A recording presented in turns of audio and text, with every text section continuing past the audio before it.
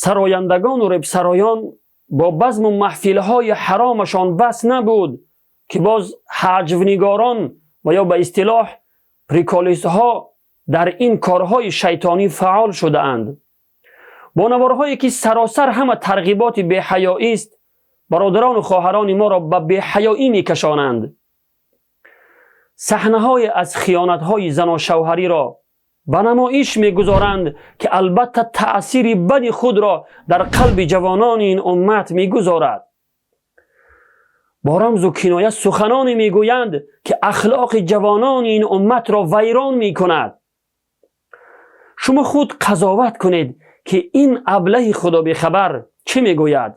اوی همین یک دونار ریش، همین یک تور ریش. ها بابی اکو بچم این برای رکلام های ولی متدعی پولون میکن. حجونگار مشهور با تخلص بابای میرگن با ثبت کردن این نوار شیطانی و پهن کردن آن در شبکه ها خیال میکند که خیلی کار خوبی انجام داده است، بیخبر از آن که در بین امت محمدی بی‌حیایی را پهن کرده گناه بزرگی را مرتکب می شود.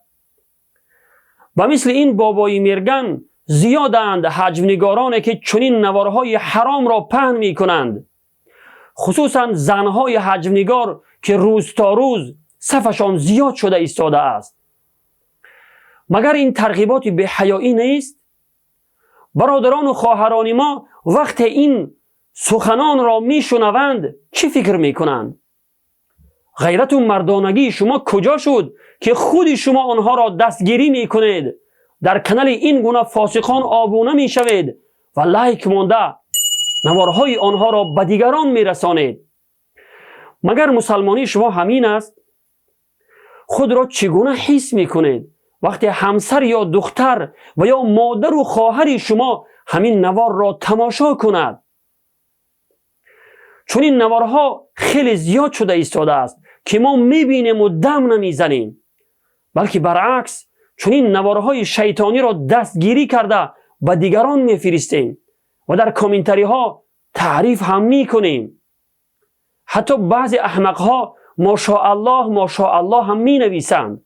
العیاذ بالله. پیام من به همه حجونگاران، به همه ریبسرایان و به همه سرایندگان و کسانی است که بی‌حیایی را در بین امت محمدی پهن می کنند. از الله مقتدر بترسید و بیش از این بی‌حیایی را در بین امت محمدی پهن نکنید. بترسید از آن عذابی که الله متعال در دنیا و آخرت برای پهن کنندگان بی‌حیایی وعده کرده است. با آیات 19 سوره نور یک نظر اندازید، خودتان میفهمید که برای پهن کنندگان بی‌حیایی چگونه وعید سختی آمده است. بترسید از آن روزی که بمیرید در حالی که این همه گناهان شما زنده باشد و در شبکه ها دور بزند، تا روزی که این نوارهای حرام شما هست در نامه اعمال شما گناه ثبت می شود. آیا باری هم عاقبت این کار ناروای خود را اندیشه کرده اید؟